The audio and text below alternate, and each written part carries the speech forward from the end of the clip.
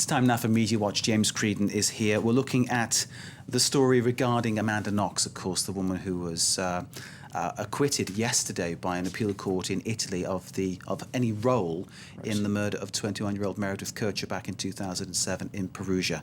Tell us about the reaction online to this. Well, it's an interesting one. It reminds me a little bit of the Dominique Strauss-Kahn case, where you see two countries sort of pitted against each other, the US versus Italy. There's another case in France called the Florence Cassez case, where she's held in Mexico, and a lot of people in France think she's innocent, and in Mexico they say she was guilty of helping out in drug dealing and all sorts of stuff. So it's one of these cases that pits two countries against each other.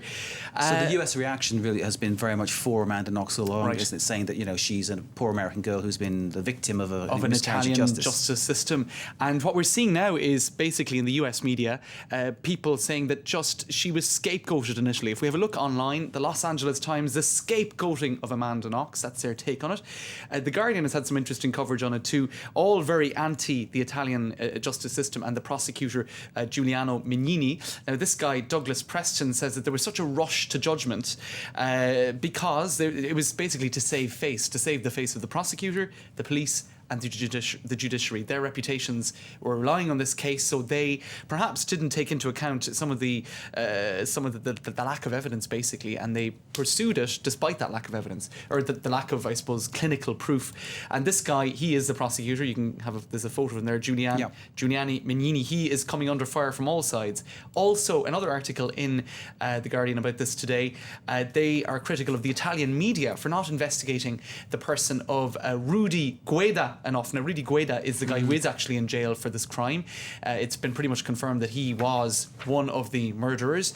And she says in this article in The Guardian that Amanda Knox became the star of this whole trial, the star of horrid murder theory, and not enough effort was made by the media and the Italian justice system to focus on this character of Rudy Gueda. Because the initial trial found that Rudy Gued from Ivory Coast had actually was the prime mover in killing Paul Meredith Kercher, because let's face it, at the end of the day, there's someone who's been killed here in a family that's lost their daughter. Knox and her boyfriend Solicito were supposedly drug influenced and helped hold her down. That's what the trial concluded. But of course, the DNA evidence, of course, didn't stack up. It seemed not to stack up in some way. But of course, stories changed, versions changed. I mean, there are all sorts of things that sow a lot of doubt in people's mind, don't they? Because the prosecution's still saying they're going to appeal against this decision. And I suppose that element of intrigue is one thing that explains why this case just got such a massive degree of international interest. Twice, didn't she? You know, these kind of things happen. And there are a lot of unanswered questions, and that's what a lot of the media coverage is focusing on today. Now, one other element that's interesting is how people are saying she could make an awful lot of money out of this. Call her Fort Knox. This was a Fox News headline. Amanda's story could net her tens of billions of dollars.